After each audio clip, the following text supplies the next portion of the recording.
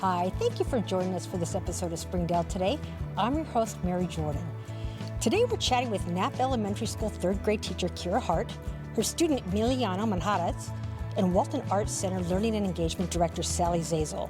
Emiliano is one of 275 Knapp students who attended a performance of Dogman the Musical at the Walton Arts Center in Fayetteville.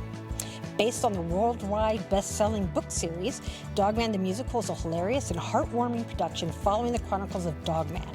With the head of a dog and the body of a policeman, Dogman loves to fight crime and chew on furniture. Thank you guys for joining us today. Thank you for having us. We really appreciate it. Now, Sallie, I just hope you could get us started. Talk a little bit about the core philosophy that guides the Walton Arts Center's education initiatives in Northwest Arkansas. What can you share with us about that? Absolutely. So one of the mission of Walton Arts Center is to bring world-class artists from around the world to our little corner of Arkansas, and that is part of the mission of my team as well. We bring in these arts from around the world for students to have these arts experiences here, and we also make ways for teachers to directly connect it to the curriculum that they have for their classroom. It's really exciting. There were so many students here today, so many smiles. What do you think is the most significant non-quantifiable outcome of students participating in something like this? I think that we have two really significant things. You know, one is for the students that come to these shows to see themselves and see their neighbors on stage. I think that that's really important for all students. And then also, it's important for them to feel like Walton Arts Center is a place for them as they continue to grow, that we have something for them that we can offer. Yeah, I was thinking that as I was watching students come in, that some of them probably would never have a chance to see a Broadway show if it wasn't for this program. So how does that fit into the Walton Arts Center's presence as a nonprofit within the region? So as a nonprofit, it is really important for us to make all of these arts experiences as accessible as possible. And so coming out of the pandemic, we were able to make all tickets for the classroom series free to schools. There's no longer a ticket cost to come to a classroom series performance. And then most of the programs that we offer in terms of outreach and engagement, those are also free. That is amazing. Thank you for doing that for our families. That's amazing.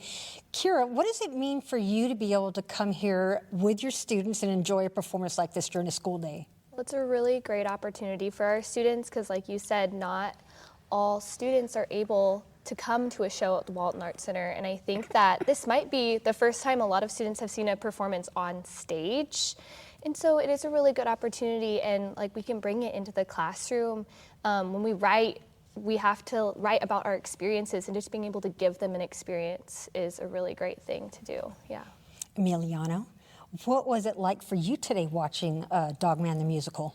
It was good. The amount of songs it has, it was like, I liked it, but the amount of songs is, I don't really like songs when it's a lot, but other than that, everything was fine. So you're not a big fan of musicals, is that what I'm hearing? Yes. What was it like when you walked in the theater? What did you see? What did it look like?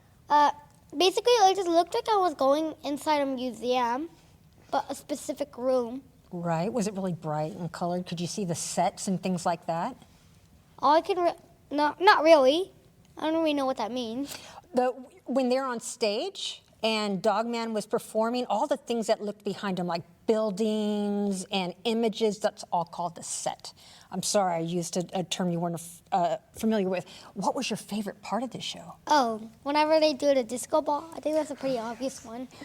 Yeah, what happened when they did the disco ball? Everybody was screaming and yelling, but I like the features, like what it does and how long. Mm-hmm. It sounds like it was a lot of fun.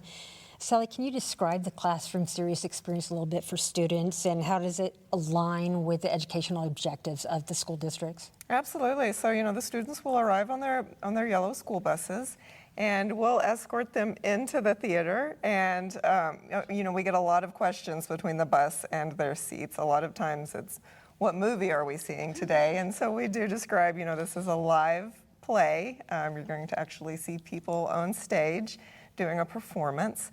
And, usually the shows are no longer than 60 minutes. Dog Man was an exception at 82, so a little bit longer, but that's the longest we try to do.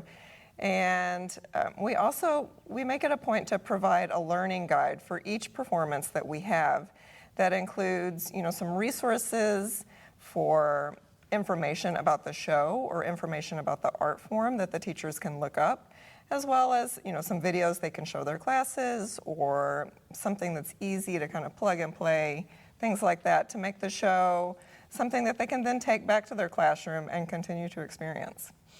Kira, how familiar were the students with Dog Man before they came here today? So I would say most of our students are very familiar with the series. I used to have the book series in my classroom, and almost all of the books have disappeared. So my students this year haven't been reading it as much, but they're familiar with the movie, and I know for sure my fourth graders that I had last year are really familiar with it. It's a favorite for sure for elementary students. A favorite enough that the books got kept at home. Yes, they're gone.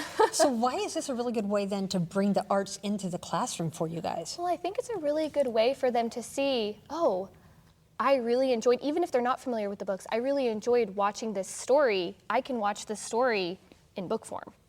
And I think that it's also really important to see, oh, I can watch this story in book form, and then when I'm done with this story, I know that there's other stories that I will be interested in. It just kind of reminds students reading can be fun, because when I watched the story, it was fun. So when I read the story, it can be fun too. Emiliano, did you feel like the book was alive on stage at all? Was it kind of fun to see the story carried out with actors? So the book isn't as what I'm familiar to in a movie, because I saw it in a movie first in the book. So I'm just thinking that the performance was based off the book, not the movie. Gotcha. And then they put songs in parts of the movie or performance, and they did it the way the book did it.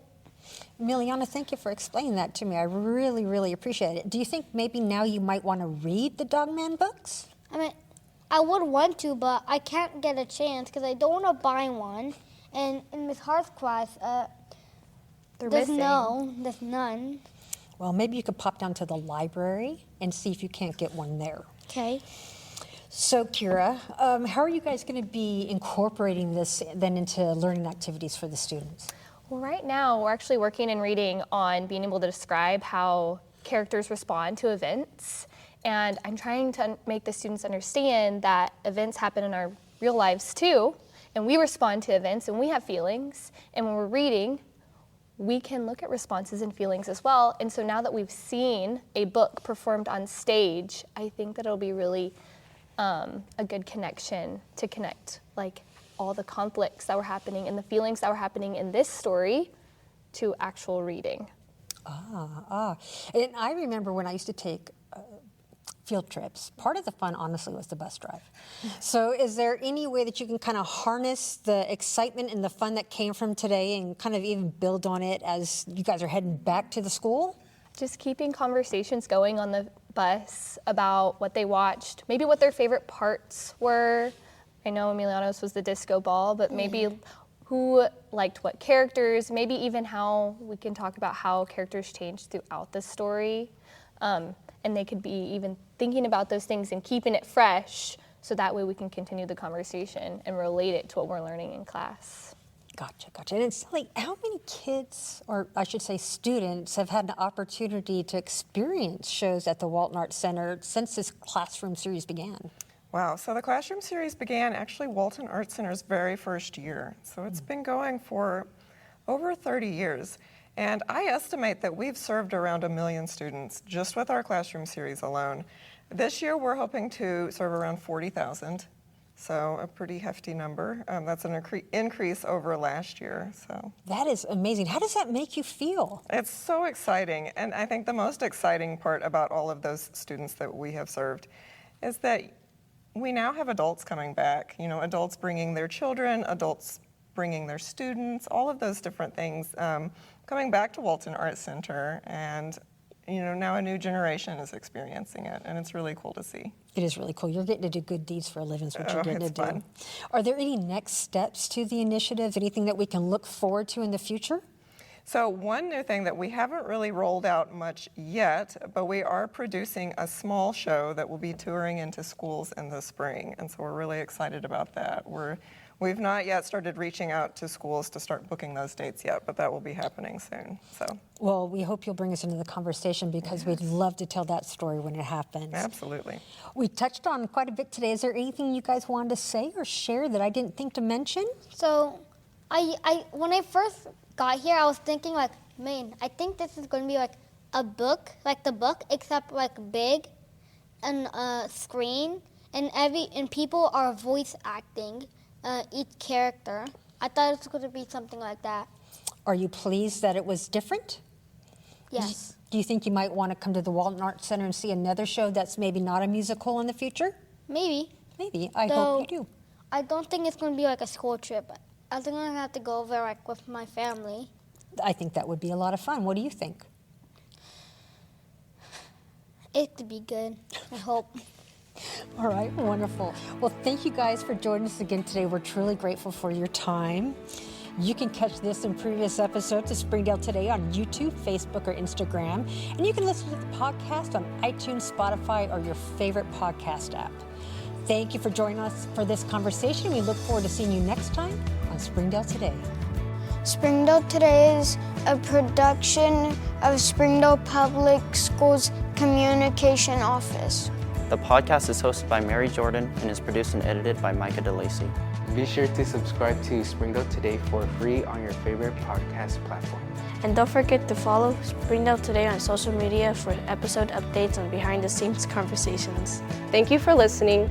We hope you'll join us in the future as we continue to learn about the amazing stories happening in Springdale today.